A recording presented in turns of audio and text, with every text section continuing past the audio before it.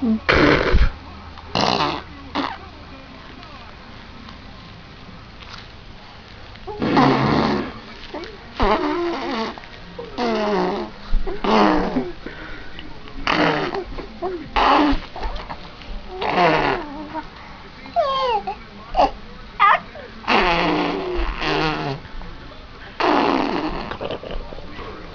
hurry up and fucking put the damn camera down.